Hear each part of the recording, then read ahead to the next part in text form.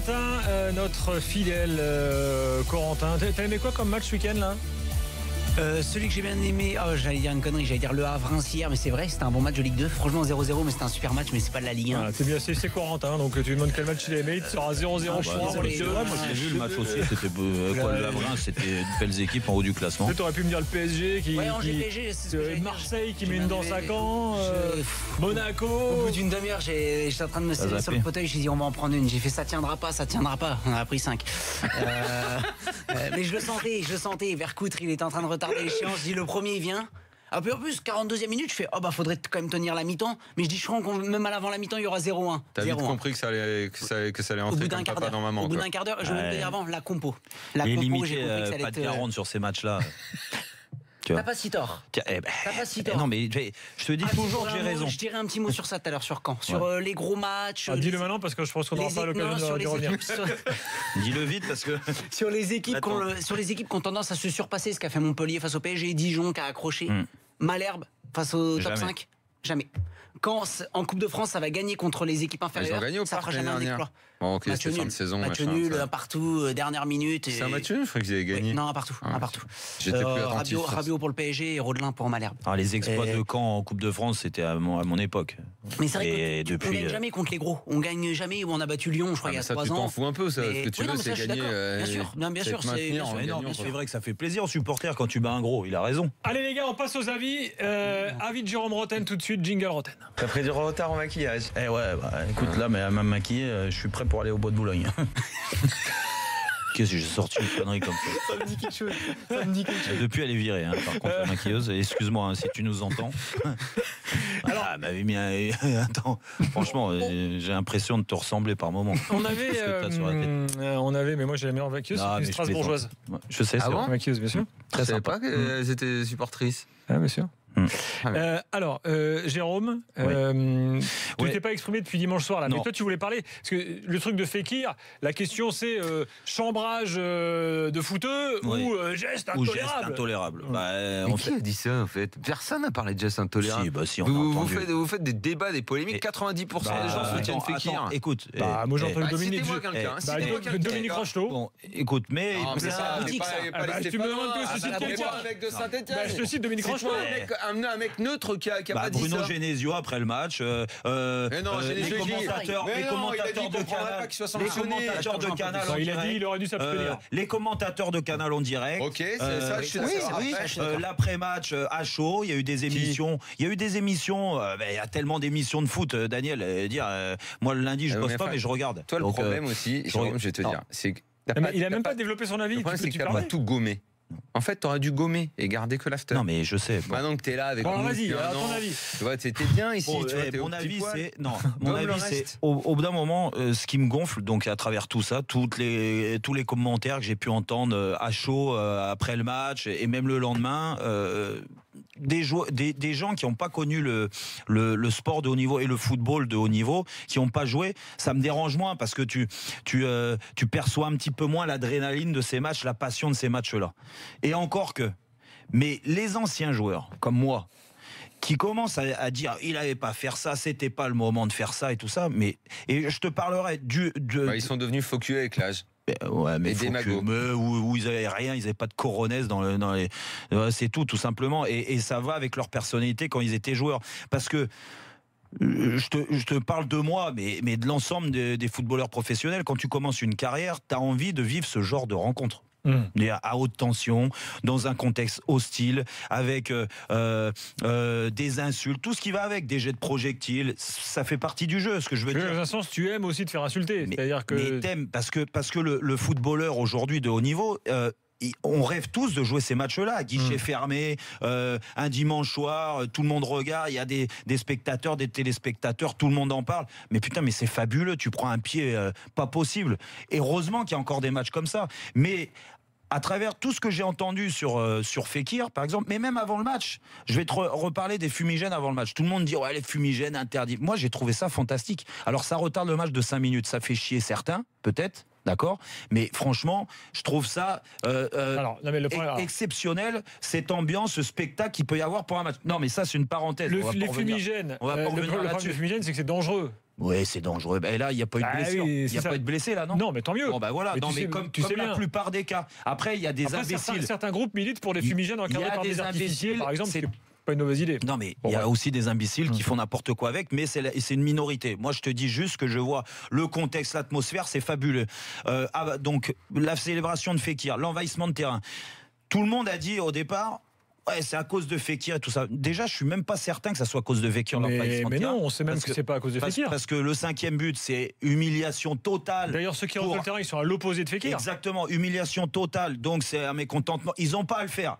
Mais ça fait partie du contexte. Je vais te confirmer ton truc. On a eu un témoignage pas plus tard qu'il y a 1h30 là, avec Manu Petit, d'un supporter qui était dans la tribune où il y a eu envahissement et qui dit en fait de la tribune on ne voit pas ce que fait Fekir. En plus, donc voilà, donc ça confirme ce que je viens de te dire. Donc à l'arrivée, c'est un contexte qui est tellement particulier, une rivalité que même ça, je l'excuse pas parce que les supporters doivent rester à leur place et les joueurs n'ont pas à aller dépasser les bornes, à aller taper un supporter comme c'est arrivé il y a quelques jours. Ok, mais tu peux le comprendre. Ce que je veux dire, vu ce derby, cette atmosphère. Donc encore une fois, quand j'entends toutes ces critiques et que là, il y a même la commission qui va s'y mettre sur Fekir.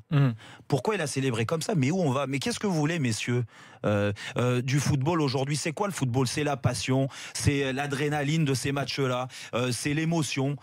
Si tu bloque les joueurs après un but. Espérons que la commission dise c'est bon, il n'y a pas lieu de sanctionner et puis merci, au revoir. Même quelle idée ça leur est passé derrière la tête de dire on va peut-être. Non, ils ont été saisis par la commission d'éthique. Ouais. C'est pas pareil. Oui, mais et la commission d'éthique, mais ça c'est le plus gros scandale. Moi j'avais oublié l'existence. Ah ouais, non mais ça c'est un scandale. Et écoute, non Est-ce qu'on a trouvé qui travaillait dedans parce que ce que je veux dire. Il y avait Joël Quignou à un moment.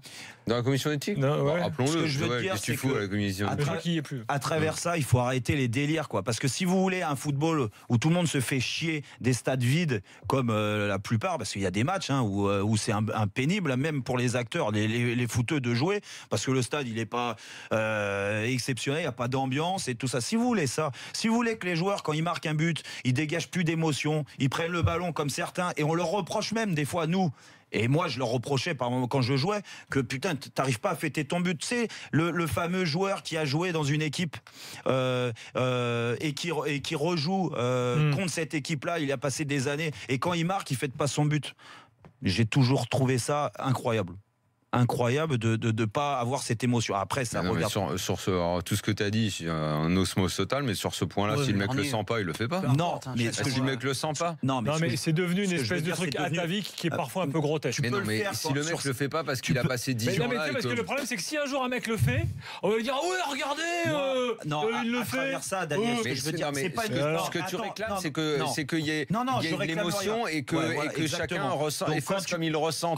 Alors n'empêche pas au mec de faire ça s'il le ressent comme ça. D'accord, allez, disons que ça, ce point-là, oublions-le, parce que t'étais tellement parfait jusque-là. Comment de 10 sur 10 tu peux te contenter d'un 9? C'est vrai que là, c'est un 9,5 là. Bon, écoute, donc on le retire, je regarde mon. Non, mais ce que je veux dire, c'est que cette émotion, c'est essentiel dans le foot aujourd'hui. Et moi, j'ai envie que ces jours-là continuent. Nabil continue à fêter tes buts comme ça. Il le fera pas en plus à tous les matchs, parce que c'est un contexte bien précis. Tu vois, moi, je l'ai fait à Marseille, par exemple, pour parler du Marseille PSG. À l'époque, t'imagines ce qu'on aurait fait s'il y avait eu le truc. Quand j'ai retiré mon maillot, j'ai mis ici c'est Paris devant le COP des Marseillais. Mais toi, t'adorais te faire pourrir. Oui, bien qu'on te crache dessus. Non, j'adorais donner de l'émotion. J'adorais donner et que l'adrénaline soit son max et donner de l'émotion à mes supporters. Là, c'est la même chose. Nabil Fekir à Lyon, c'est l'idole. On est d'accord, c'est parfait. Non, mais je suis d'accord te dire que voilà, continue à chambrer et que si messieurs voulaient plus ça, ça va être un football de merde. Tu veux que je te dise ce qui s'est passé? Ouais. Après le match, je sais à quoi tu fais allusion. Moi, je pense, je me trompe peut-être, mais que si on appelle là maintenant Stéphane Guy, qui commentait le match, et on lui demande son avis, je pense qu'il dit je me suis trompé. Ouais, je pense. J'ai dit moi, puisque tu parlais d'émotion, j'ai vu une émission hier, je suis pas certain. Non, mais je dis peut-être. Ouais. Je dis peut-être. En tout cas, je lui donnerai une deuxième chance. Tu sais pourquoi? Aujourd'hui, on est tellement engoncé dans la trouille de tout que les gens, pour la plupart, dans les médias, sont même inconsciemment poussés à la plus grande des démagogies. Dans la peur de déborder, du truc un petit peu qui sort de l'ordinaire. Comme le geste de Fekir sur le moment sort de l'ordinaire, réflexe immédiat de celui qui le commente, c'est pas bien. Maintenant, j'aimerais bien qu'on lui repose la question. Avec qui il était, Stéphane, pour Avec Eric Carrière. Il était avec Eric Carrière. Carrière, Et il a dit quoi? Il dit pas grand-chose. Non, c'était. Ah, si. Non, si. Il dit, oui, elle a pas à faire ça, quoi. Il a pas à faire ça. Je pense que tout. On est incroyable. Non, mais Jérôme, moi, je leur accorde une sorte de bénéfice du doute mais parce que je sais trop. Non, attention. Je sais trop ce que c'est aujourd'hui d'être dans les médias. Non, mais Daniel. C'est assez même un problème. Je suis d'accord. On est souvent décontenancé et poussé. Et moi, je lutte contre ça parce que je déteste ça. Pousser à cette démagogie bien pensante de faire gaffe à tout ce qui pourrait déraper un peu. Non, mais tout le monde est touché et frappé. Non, mais Stéphane, c'est son rôle. Et on est d'accord. Ce que peuvent dire les réseaux sociaux. Je suis d'accord sur Stéphane, je suis d'accord avec toi et il peut pas se mettre à la place du joueur du ressenti. Encore une fois. Ça. Non, mais Stéphane, moi, j'ai rien contre lui. Ce que je veux dire, il commente les matchs. Moi, je le fais aussi, je commente, mais j'ai le rôle du consultant, j'ai le rôle d'Éric Carrière. Et qui a eu d'autres encore? Il y a des gens qui à froid ont vraiment dit que c'était nul. Oui, tu regardes des émissions hier. C'est surtout à chaud quand même. Non, mais même. Le truc débile, Gilbert, c'est il doit pas le faire à 5-0. Mais quoi, il doit pas le faire à 5-0? Mais s'il le fait à 1-0 et que derrière ils prennent un but, s'il le fait à 3-0, le match est pas fini. Moi, il y a un truc qui me dérange quand même. Fini. Jérôme, en tant que coach, imagine, Fekir, en enlevant son maillot, il sait qu'il va prendre un jaune. Oui, ça oui. Et il se trouve que ce jaune est synonyme de suspension. Ouais, mais bon. Oui. C'est son cas. C'est son cas. Donc il le sait, parce que les joueurs ils savent. Les joueurs ils savent qu'ils sont en temps de carton. Et il sait que s'il prend son prochain jaune, ça lui va une suspension pour tel match. Et donc Gilbert. Donc ça veut dire qu'il sait, il fait ça en conscience. Écoute Gilbert, je te souhaite un jour de vivre ce genre d'émotion alors, d'accord? Et donc là il se dit je m'en fous pour le match que je vais être suspendu. Tu crois mais t'es dans un état second. Il est dans le laisser aller total. T'es dans un état second quand tu fais ça. Tu fais un match exceptionnel, tu mets un doublé, c'est l'homme du match. Et dans un contre des gens qui l'ont insulté, conspué, et logique qu'il ait eu cette... Mais là, c'est une réponse exceptionnelle de sa part. Exceptionnelle. Il répond, il calcule pas le jaune, je vais être suspendu. Bon, déjà, c'est pas la finale de la Coupe d'Europe qui va jouer dans 15 jours. Oui, d'accord. Il va rater un match de championnat. Oui. Bon, peut-être qu'il l'aurait pas raté celui-là, il l'aurait pris sur le prochain match et ça aurait été dans 3 semaines. Bon, à l'arrivée, c'est ce genre de match où tu peux pas calculer. C'est comme ça, t'es dans un état second quasiment. Et il faut l'accepter. Le football, c'est ça. Voilà. Non, moi je suis d'accord avec tout. Et sur cette histoire des réactions d'après, je te dis, c'est à prendre en compte la façon dont on est tous engoncés dans nos avis en ce moment dans les médias. Corentin ? Juste un truc, les 2 prochains matchs de Lyon, c'est réception de Montpellier et déplacement à Nice. Je pense qu'il en manquera un des deux parce qu'il y a 3 semaines, 3 Lyon. Non, il va rater, là il est suspendu, donc il va rater le prochain match contre Montpellier alors. Non, la réception de Montpellier, parce qu'en fait, il y a 3 semaines, c'est quand il marque son but à Everton et qu'il sort et qu'il était pas un problème physique. Genesio, 3 jours après, ne le fait pas jouer contre 3 pour 2 raisons. Préserver et ne pas prendre un jaune idiot qui l'aurait fait rater le derby. Donc il était déjà sous le coup du jaune. Dans quelques instants, nous sommes de retour avec les infos PSG et on réagira. Parenthèse, Jean Fernandez à l'OM. Non mais attends, en fait j'ai reçu une liste. Jean Fernandez. Nouzaré à Montpellier. Gérard Gilly. Gérard Gilly à Marseille. Je te l'ai dit, non mais toi t'as bien bossé toi. Oui, non, mais le problème c'est qu'il a viré et démissionné. Parce que par exemple, un Nouzaré à Mézi, il a été entraîneur de Montpellier 12 fois. Donc, mais c'est vrai que c'est différent. Quand t'es viré 2 fois, là oui. Là, il faut la vraie liste des mecs vraiment virés et pas les mecs qui eux-mêmes sont partis. Je pense que les deux comptent parce que souvent tu démissionnes parce que tu veux éviter le coup de chausson mais tu sais que tu vas le prendre. Pas faux. Ouais. Si. Tu devances le coup de chausson. Si, tu devances le coup de chausson. C'est vrai. C'est plus joli quoi. C'est plus joli. Allez, dans quelques instants, on est de retour avec les infos PSG au programme concernant le fair play financier et puis l'équipe des joueurs sous-cotés en Ligue 1. Tout de suite dans l'after.